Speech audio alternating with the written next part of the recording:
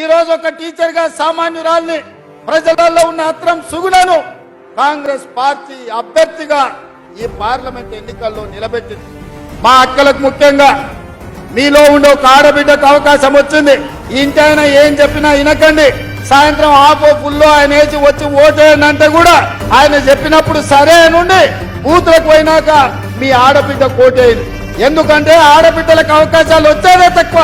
సీతక్కనిస్తే గెలిపిస్తే ఎట్లయితే మంత్రిని చేసినామో ఇవాళ రాష్ట్రానికి సీతక్క నాయకత్వం వహిస్తుందో రేపు అత్రం సుగుణను కూడా గెలిపించండి. రాష్ట్ర స్థాయిలో దేశ స్థాయిలో ఒక మంచి గుర్తింపు గౌరవం మహిళలకు వస్తుంది. మహిళలకు ఇస్తే ఓడిపోతారంటే రేపు మీ పిల్లలకు కానీ ఆడబిడ్డలకు కానీ అవకాశాలు రావు.